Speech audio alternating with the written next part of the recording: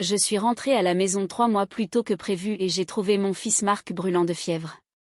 Il n'était pas dans son lit, ni même dans sa chambre, mais recroquevillé sur le sol d'un débarras poussiéreux comme s'il n'avait pas sa place dans sa propre demeure. Il y avait une assiette en carton à côté de lui, des pâtes froides et sèches auxquelles il n'avait pas touché. Pendant un instant, je n'ai pas pu faire un seul mouvement car chaque mois, j'envoyais 4 500 € à mes parents, leur faisant une confiance aveugle pour qu'ils s'occupent de lui, pour qu'ils le protègent et pour qu'ils l'aiment, et voilà sur quoi je tombais. C'est à ce moment-là que je l'ai pris délicatement dans mes bras, que j'ai saisi mon téléphone et que j'ai décidé que tout allait changer. Laisser mon fils à mes parents, Jean-Pierre et Monique, n'était jamais censé être un risque. À l'époque, cela semblait être la décision la plus sûre que je pouvais prendre. Mon travail de consultant en ingénierie aéronautique m'obligeait à voyager souvent, avec des déplacements prolongés et des horaires imprévisibles, et je ne voulais pas qu'il grandisse entouré de babysitter ou d'inconnus. Je voulais qu'il soit avec sa famille, avec des gens qu'il aimait. Alors, j'ai choisi mes parents. Ils avaient insisté, ma mère m'avait dit de ne m'inquiéter de rien en tenant la main de Marc comme elle tenait autrefois la mienne. Elle affirmait qu'ils s'occuperaient de lui comme de leur propre enfant. Et je l'ai cru. Chaque mois, sans faute, je leur versais ces 4 500 €. Ce n'était pas parce qu'ils le demandaient, mais parce que je voulais que mon fils ne manque de rien. De la bonne nourriture, du confort, de la stabilité et un vrai foyer. Au début, tout semblait parfait. Ma mère m'envoyait des photos. Mon père me donnait des nouvelles brèves par message. Il me disait que le petit allait bien, qu'il ne fallait pas s'en faire et que je devais me concentrer sur mes projets à Toulouse et à l'étranger. Et je l'ai fait parce que j'avais confiance en eux. Ma sœur cadette, Camille, était également revenue s'installer chez eux pendant cette période, amenant sa fille Zoé avec elle. Elle disait que c'était temporaire, juste le temps de se remettre sur pied après son divorce. Je n'y avais pas prêté attention.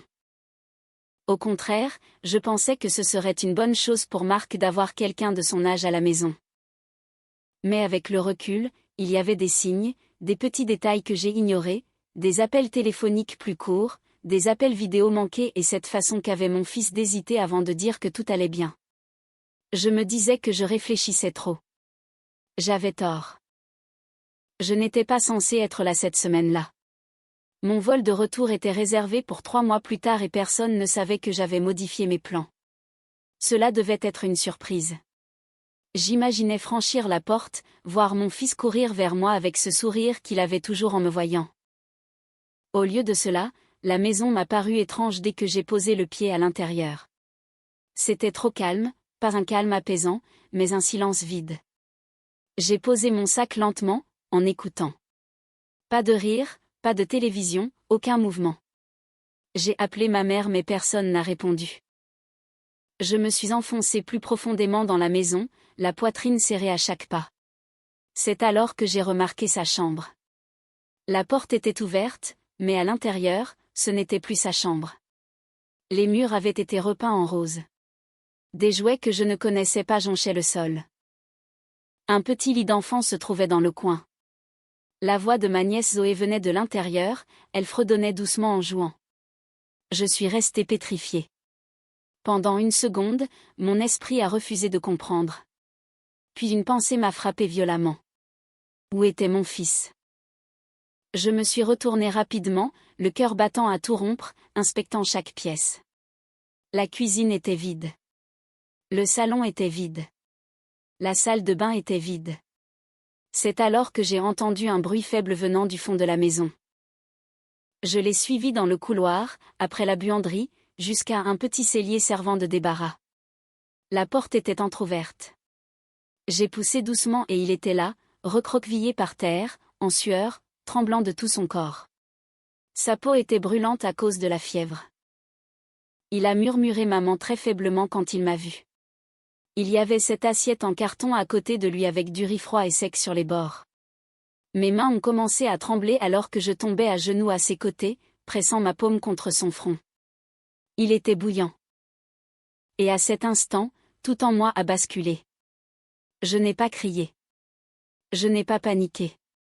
J'ai soulevé mon fils avec précaution, le tenant serré contre moi alors qu'il s'appuyait faiblement contre mon épaule, et j'ai marché droit vers le salon. C'est là que je les ai trouvés. Ma mère était assise sur le canapé en train de regarder une émission de divertissement.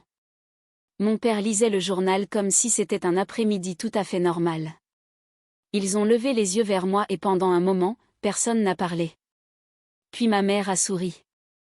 Elle a dit que j'étais rentrée tôt. Comme si de rien n'était. Comme si mon fils n'était pas en train de brûler de fièvre dans mes bras. J'ai demandé calmement ce que cela signifiait. Ma voix ne tremblait pas. Cela semblait les troubler. Mon père a abaissé son journal lentement et a demandé de quoi je parlais. J'ai fait un pas en avant pour qu'il puisse le voir clairement.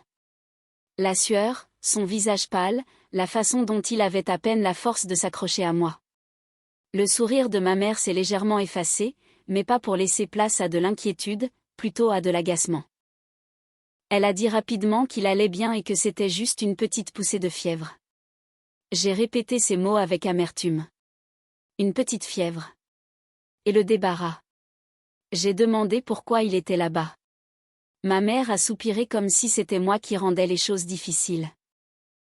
Elle a expliqué que ma sœur Camille avait besoin d'espace et qu'elle aussi avait un enfant. Je l'ai fixé, attendant la suite. Il n'y en avait pas. Pas d'excuses, pas d'explication, juste une justification froide. Mon père a fini par prendre la parole pour dire que je réagissais de manière excessive et qu'il était bien soigné. C'est à ce moment-là que quelque chose en moi est devenu totalement silencieux. Ce n'était pas de la colère, ni de la tristesse, mais une clarté absolue. Parce qu'à cet instant précis, j'ai réalisé exactement qui ils avaient choisi, et ce n'était pas mon fils. Je n'ai pas discuté avec eux. Cela ne servait à rien. Des gens capables de regarder un enfant malade et de défendre encore leur choix ne cherchent pas à comprendre. Ils ont déjà décidé qu'ils avaient raison. Alors, au lieu de hausser le ton, j'ai ajusté ma prise sur mon fils, je me suis détournée et j'ai marché vers la porte d'entrée. Ma mère a crié pour savoir où j'allais. Je ne me suis pas arrêtée. J'ai dit simplement que j'allais régler tout ça. C'est la dernière chose que je leur ai dite ce jour-là. J'ai conduit directement aux urgences pédiatriques. À notre arrivée, mon fils réagissait à peine. Le médecin a déclaré que sa fièvre était dangereusement élevée depuis des heures, peut-être plus. Des heures, alors que j'envoyais de l'argent en leur faisant confiance.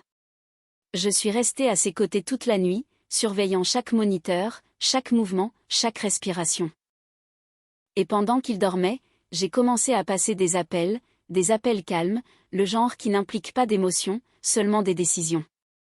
Car ce que mes parents n'avaient pas réalisé, c'est que les 4 500 € que j'envoyais chaque mois n'étaient pas seulement une aide. C'était la base même de tout leur train de vie. Le crédit immobilier de la maison était payé depuis mon compte. Les factures d'électricité et d'eau étaient en prélèvement automatique sur le mien.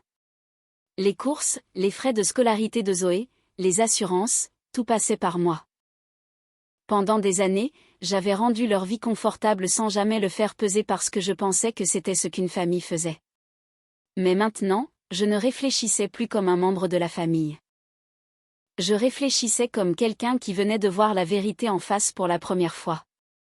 Au matin, tout était en marche. Les comptes ont été passés en revue. Les virements ont été programmés pour s'arrêter. Les accès ont été restreints. Pas de cris, pas de drame, juste de la précision. Car quand les gens confondent votre gentillesse avec une obligation, la seule façon de les corriger est de la retirer complètement. Le premier appel est arrivé 2 jours plus tard. J'étais assis à côté du lit d'hôpital de mon fils quand mon téléphone a commencé à sonner. J'ai regardé l'écran. C'était ma mère. J'ai laissé sonner 1 fois, 2 fois, puis j'ai répondu. Elle a demandé immédiatement ce que j'avais fait. Pas de bonjour, aucune inquiétude pour le petit, juste de la panique. Je suis resté silencieux. Elle a continué en disant qu'il n'y avait plus d'électricité et que sa carte bancaire ne fonctionnait plus. Elle disait que la banque parlait d'un problème avec le compte joint. J'ai répondu calmement que je le savais. Il y a eu un silence. Puis, d'un ton plus sec, elle m'a ordonné de réparer ça. J'ai jeté un coup d'œil à mon fils qui dormait paisiblement maintenant, sa fièvre étant enfin tombée. J'ai répondu non. Ce seul mot a tout changé. Mon père a hurlé en arrière-plan que je ne pouvais pas les couper ainsi alors qu'il m'avait élevé. J'ai répondu que je les avais entretenus pendant des années. Ma mère a rétorqué que c'était ma responsabilité. Non, j'ai corrigé doucement, c'était mon choix. Un autre silence a suivi, plus lourd cette fois. Elle a ensuite demandé ce qu'il adviendrait de ma sœur et de sa fille, où elles étaient censées aller. J'ai pensé à la chambre de mon fils qu'ils avaient donnée sans hésiter. J'ai dit qu'elle finirait bien par trouver une solution. Ma voix n'a pas monté d'un ton. Ce n'était pas nécessaire car pour la première fois, ils comprenaient quelque chose qu'ils avaient ignoré pendant des années. La stabilité sur laquelle ils comptaient n'avait jamais été la leur, et en un instant, elle avait disparu. Mon fils est sorti de l'hôpital 3 jours plus tard. À ce moment-là, j'avais déjà signé le bail d'un nouvel appartement. Rien d'extravagant, juste un endroit propre et calme. La première nuit, il a de nouveau dormi dans son propre lit. Pas de débarras, pas de nourriture froide, pas de silence synonyme de négligence, juste la paix. Il m'a tenu la main avant de s'endormir comme il le faisait quand il était plus petit. Il a demandé doucement si nous restions ici maintenant. J'ai hoché la tête et j'ai confirmé que oui. Il a souri et cela m'a suffi. Je n'ai pas eu de nouvelles de mes parents pendant des semaines. Quand j'en ai enfin reçu, ce n'étaient pas des excuses. C'était un message me demandant si je m'étais enfin calmée. Je n'ai pas répondu car certaines choses ne nécessitent plus de discussion. Elles nécessitent de la distance. J'avais l'habitude de croire que la famille signifiait un soutien inconditionnel. Maintenant, je comprends mieux les choses. Le soutien ne devrait jamais se faire au détriment de la sécurité de son propre enfant. Et cette fois, c'est lui que j'ai choisi. Cette histoire nous montre à quel point la trahison familiale peut être profonde et douloureuse. Dans la culture française, la famille est souvent perçue comme un socle inébranlable, mais ce récit nous rappelle que le respect et la protection des plus vulnérables, en particulier les enfants, doivent toujours primer sur les obligations financières ou les liens du sang. Le protagoniste a pris une décision radicale mais nécessaire pour protéger son fils, transformant une situation de négligence en une opportunité de reconstruire une vie saine et autonome.